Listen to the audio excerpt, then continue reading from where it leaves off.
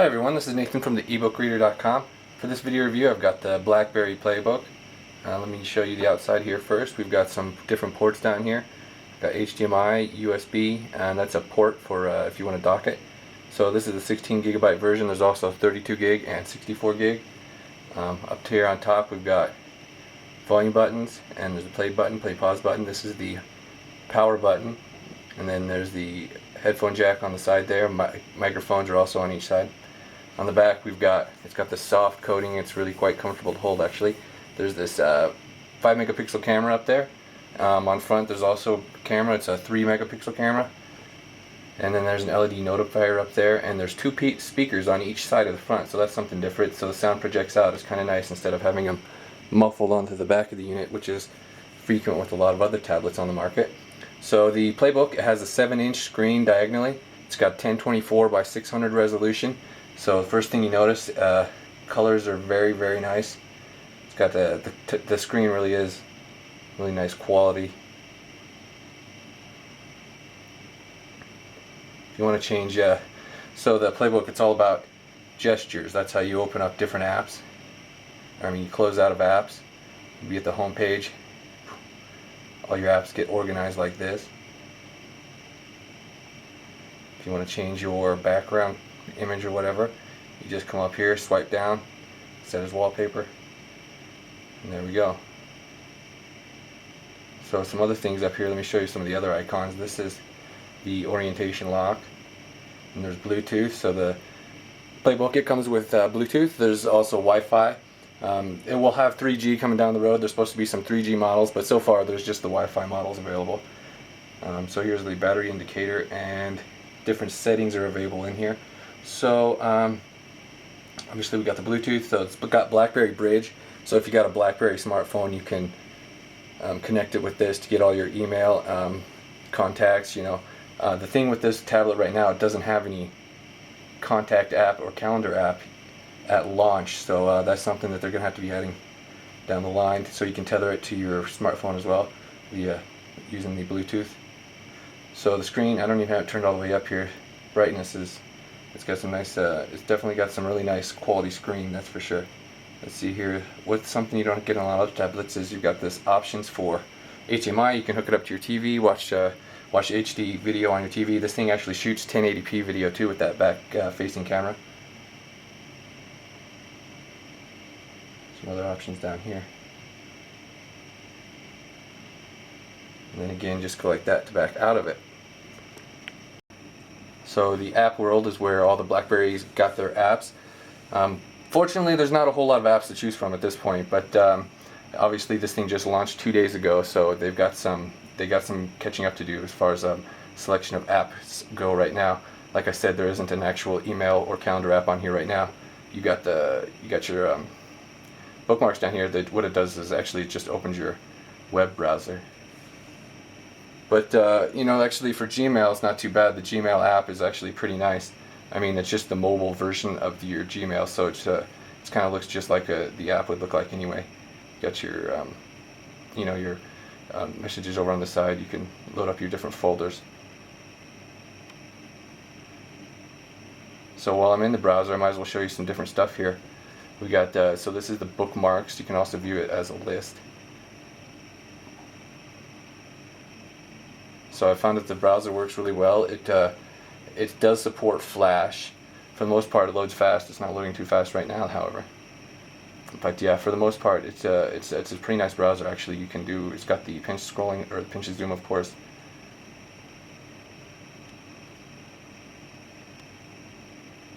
So a couple other things up here. This is your history.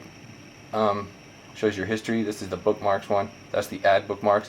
If you don't want to view this scroll bar up here, you can actually get rid of it. And if you want to pull it back, you just hit that right there.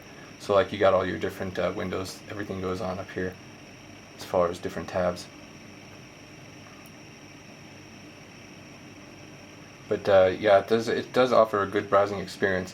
As far as the web browser goes, you can double tap just to get the article mode if you want to cut out the, or you know, just to double tap to zoom in on the article sections. And it's also, like I said, it's got the different things up there. You got forward and back. Some of your different options, you can set it up here for different font size.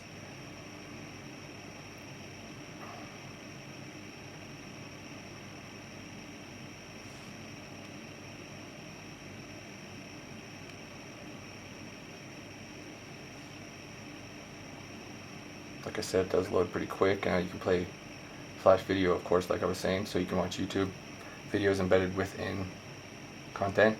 So if you're just swipe between different apps that way, so if when you have all your apps open right here, another part of the gesture with the playbook. So going from the corners, you'll bring up your menu bar.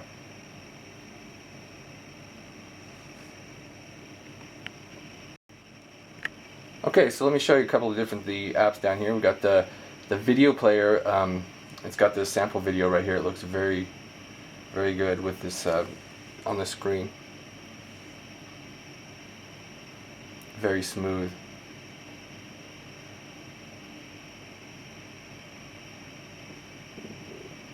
And like I said, you go into another app that keeps going. It's kind of cool with the multitasking. They've really got the multitasking down. So let me open up some other apps here. So as far as music, it connects to 7Digital for music. You can also get podcasts, and here's the YouTube app. It's a separate app. Of course, you can use the web browser too.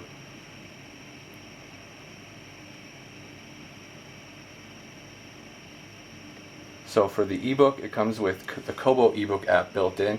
This isn't it's a hugely versatile app, but it does. Let me show you the features here.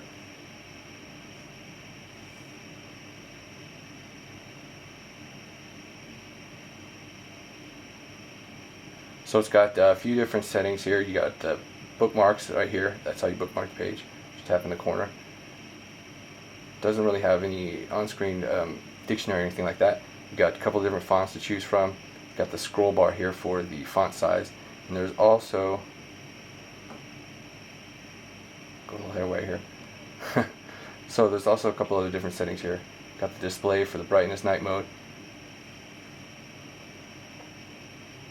And then there's the page transition if you want slides or fades. And there's also two-page layout for landscape mode. Of course, it's got the portrait mode as well.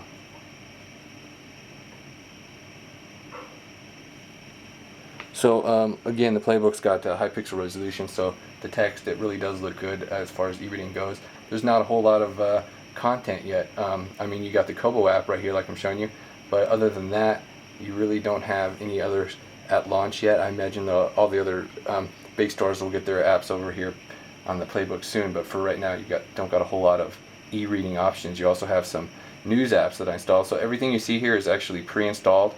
The only thing that I installed so far is the Huffington Post, Globe News, and Blue Box, which is for transferring files using Dropbox. So let me show you a couple of the news apps here. So this is just kind of the beta version of the Huffington Post, I take it. So you it's got the setup right here, and you scroll through these. This is a very different app. Let me see here. You click on something, and it pops up a window actually for the article.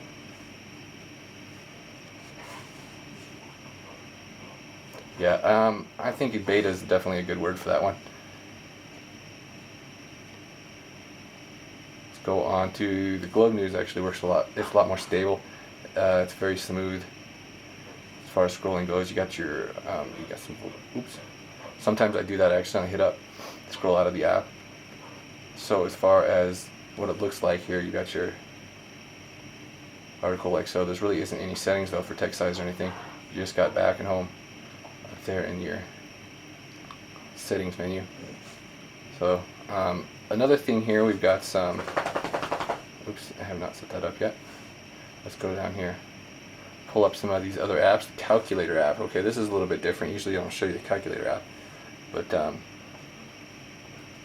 it runs out a little printout there, which is pretty sweet actually as far as calculator apps goes. Got some other stuff up here, scientific, and get more conversion, and then some tip right there. So that's one of the other apps we've got with the specific platform for the playbook. It doesn't use Google Maps, it uses Bing Maps. They obviously don't have all the features that the Google Maps have. You don't have like Street View or anything like that. What you do have, you can get directions, view traffic. There's also some different settings up here. So you got the different views. You got the road, aerial, bird's eye, and you can view the traffic if you want. And then some show places like right there. So that's how the map app works on the PlayBook. Okay, so here's a look at the weather map, or the weather app. This one's pretty cool. It's got a nice visual layout. It tells you what's going on here. You got different options for the 5-day down here. You can also add you can have more than one set up here. So if you want to scroll through, you can go like that. Okay, so it looks like games are going to be a big part of the PlayBook's repertoire. It comes with Need for Speed Undercover and Tetris.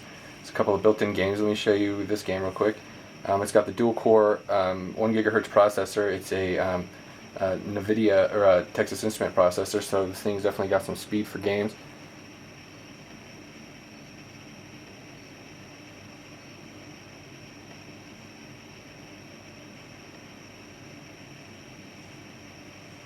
Runs nice and smooth. The frame rate's nice, smooth, even when you've got different apps running in the background. Check this out. You can even go to other stuff while the app is still running. So let's close out of that. So that's definitely some processors, definitely showing off some of the processor speed right there. It's also got Tetris, like I said. You can do voice notes right here if you want to record a lecture or something. Oh, so a big part of the PlayBook comes with the Word2Go and Excel spreadsheet. You can just start up new documents here and edit other documents. What's cool about it is it's got the whole suite of different stuff up here. It's not just typing. So with the smaller keyboard, of course, you're going to want to use your thumbs. It's not like a full keyboard like you would use with the iPad or like the Motorola Zoom with both hands. Or you can obviously go over into portrait mode, and typing this way actually, is pretty quick once you get used to it. Like I was saying, it's got some advanced features up here. You've got bold, italic, underline. You got different alignment settings. You got paragraphs. So it offers an actual text document editor on here. So the other one is Sheets to Go and Slideshows to Go. So it does not have Pandora internet radio. It has Slacker radio if you want to stream internet radio stations. It's got, like I was saying, different email bookmarks here that aren't actual apps. They just launched the web browser. Got a couple other apps over here, and then like I showed you the web world and the app world and the weather one before.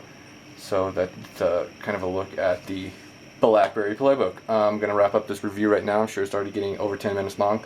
So check out the ebookreader.com. I'm going to write up a review on this one and put up a bunch of screenshots so you can get some more details by checking that out. Thanks for watching.